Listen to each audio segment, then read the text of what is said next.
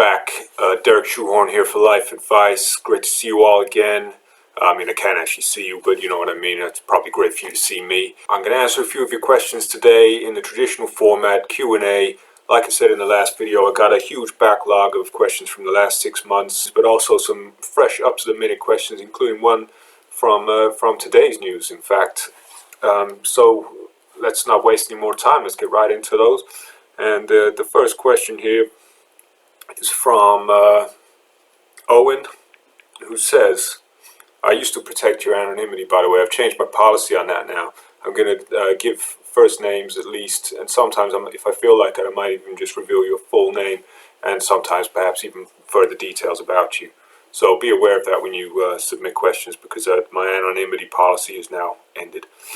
Okay, so question one. Derek, what do you think about Jeff Bezos' decision to step down as CEO of Amazon and to move into a different position at the company? It's a great question. I mean, as everyone here knows, I'm more of a Musk guy than a Bezos guy, but I do still admire Bezos, because until very recently he was the most richest man in the world, and he's only just been taken over by Musk, which is, there's no shame in that. There's no shame in that at all. And his move from CEO, I see it as a lateral move. I think it was a lateral move to some other executive position at Amazon.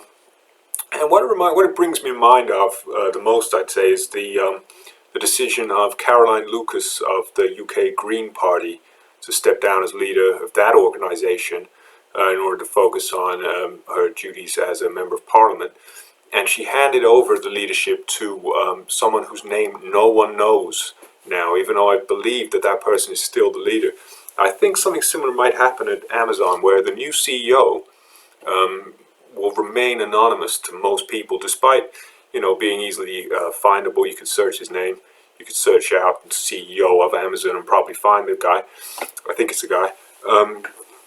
But no one will know or care who he is, because Jeff Bezos is still the guy that everyone knows is actually the brains behind the operation, so to speak, in very much the same way that Caroline Lucas is the brains behind the UK Green Party. So that's my answer to that. I think we'll see a very similar phenomenon there, although obviously a huge amount more money involved with Amazon than with the Green Party in the UK. Okay, so thanks for that question, Owen. Let's move on to the next one. Derek, what do you think about Marilyn Manson being dropped by his record label? I assume that's a typo there. I don't know much about the music industry, as many regular viewers will know. It's not really my field, but I did, in preparation for this question, I did have a quick look at the BBC article about this story, and it would appear that Miss Manson has been pretty naughty in a previous relationship. Her accuser says that she was violent and abusive during I think it was a 3-year relationship in the late noughties. And I don't know, I don't have much insight to what domestic violence and abuse within the context of a relationship would look like between anyone, for one thing. I'd like to make that clear, but also I certainly don't have an insight into a lesbian relationship and what those dynamics would be like. I would imagine awful, you know, like any situation like that is going to be awful. And like I say, I'd never heard of Marilyn Manson before, but I looked her up, and she's, you know, with all due respect, not the most attractive woman, but to her credit, it does appear that she's got a pretty good routine going on there. I would guess, just by looking, and I don't know, as I said, this is just from a Google Images search, but I would guess just by looking at that, she's got a pretty good squats, push-ups, pull-ups, kind of a split there going on, you know, 3-way split workout. So huge respect to Mrs. Manson for that. But as far as being dropped by the record label, it sounds like it was deserved. I mean, if you're an organization like a music record label, you don't need associations with that kind of lesbian battery going on. So I think it was probably the right thing. Okay, so that's my answer to that question. Thank you for that one. Who sent that one? I didn't actually see. No name on that one. So let's say John. We'll say John. Okay. Question 3.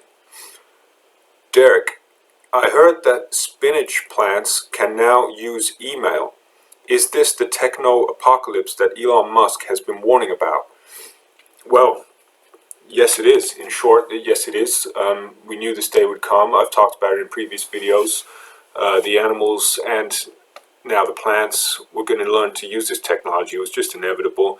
It's evolution. I mean, if you don't believe me, just read the works of Charles Darwin, and you will see that he very clearly says that the plants will eventually evolve to be just as advanced as we are.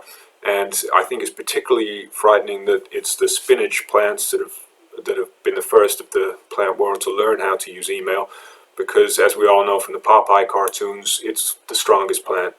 So frankly, I'm pretty worried about it. But I think probably the best outcome would be if the spinach plants just manage to get their own nation. I think that the rest of the world, we should work together to make that happen in some way, just to give the spinach plants their own nation.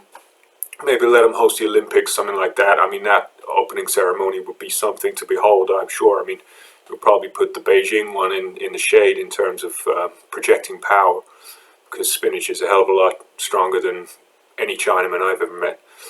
But yeah, in a word, yes, it is the techno-apocalypse that Mr. Musk has been warning about, and no doubt when he moves us all up to Mars, the spinach plants will be left behind, and rightfully so. Okay, so yeah, that's the answer to that one. It's great to be back once again, and great to be getting back onto your questions. Like I say, actually these were all, I said at the beginning that there was going to be a mixture of questions. Maybe I missed one here.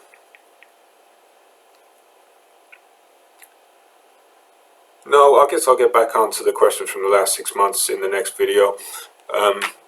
So that was it for today. Thanks for those questions, guys. Keep them coming in. Leave your questions in the comments. And don't forget to like, subscribe, and share this video. Keep growing. No cheat days. I'll see you in the next video.